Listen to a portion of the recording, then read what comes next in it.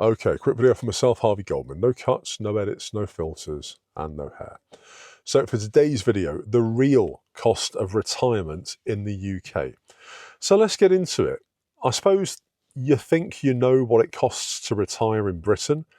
You can do math, you can go on Google, you can find out the numbers, but you're probably wrong. Let me explain. If you stick around, I'll break down the real numbers and also a little bit of info about how you may be able to protect yourself.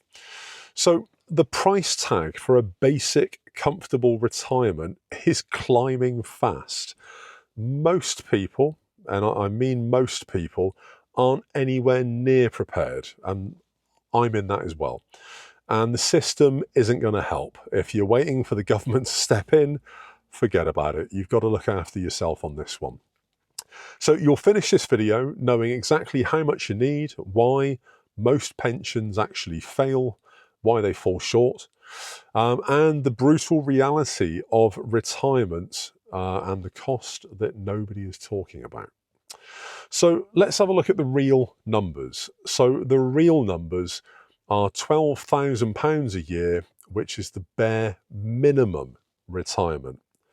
They do say that £23,300 a year is a, I suppose, moderate lifestyle, and that £37,300 is a comfortable lifestyle. That's from the PLSA in December last year.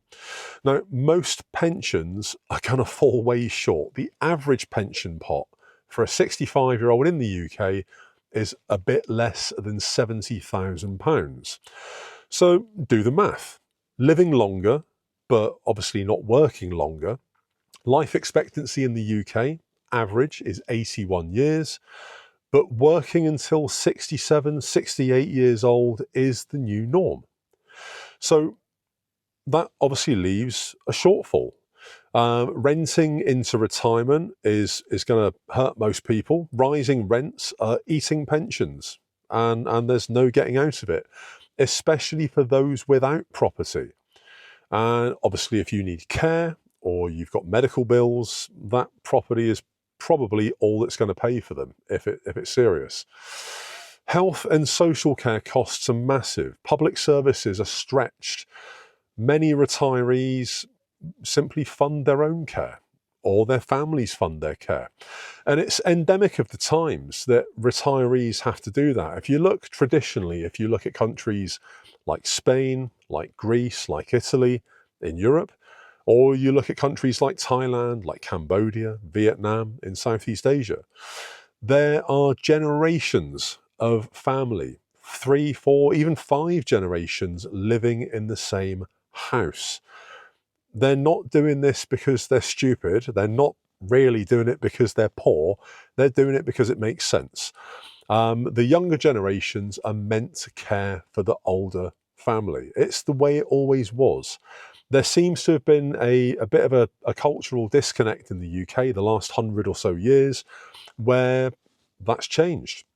It was the case at one point, and then around the late 1800s, early 1900s, that changed. And I guess through independence, people seeking independence from their families and kind of, branching out, spreading their seeds and all the rest of it, it's become less of a thing. But maybe that should come back. Maybe that's the answer. If you've got, 3 or 4 generations, you've got anything up to grandparents and great-grandparents living with you, their care's done and dusted. Easy. They can help look after the kids. That sorts out childcare. There are so many pluses to this, but the biggest one is obviously shared bills. You can have a massive house, 9, 10, 11 people living in it. You might be paying, £150 each for the privilege. Makes absolute sense. Inflation's long-term impact on pension income is not keeping up with living costs, not even close. And there has to be a kind of breaking point, and many people are going to find out that that's closer than they think. So how do you protect yourself? Well, an easy way to do it, if you're in a job that allows you to do it, or if you're in a position where you can earn additional income is to maximize workplace pensions. Another one is to build multiple income streams, or indeed just consider downsizing, or consider moving family in together, or simply moving abroad. So there are various solutions out there, but none of them are surefire. And I think it's a sad thing that many people are going to find out, when they get to 67, 68, even 70, that their pension pot suddenly starts to run a bit dry. Let's just say you've got another 11 years, an average of 11 years of life. Arguably, some people are going to live a lot longer, maybe into their mid-80s or even 90s.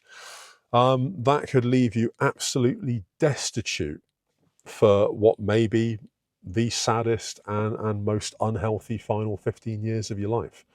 It's a pretty sad state of affairs. So what are your thoughts on this? How can people protect themselves? Have you any experience of this? Are you a retiree who's noticed that their pension pot isn't going to last? And what do you plan to do? I'm really interested to find out, as always. I wake up with answers, and sometimes I wake up with questions, and that's why these videos get made. So YouTube's going to pop another video there. Like, follow, subscribe, ring the bell, all that jazz, and there will be another video tomorrow. Goldman, peace out.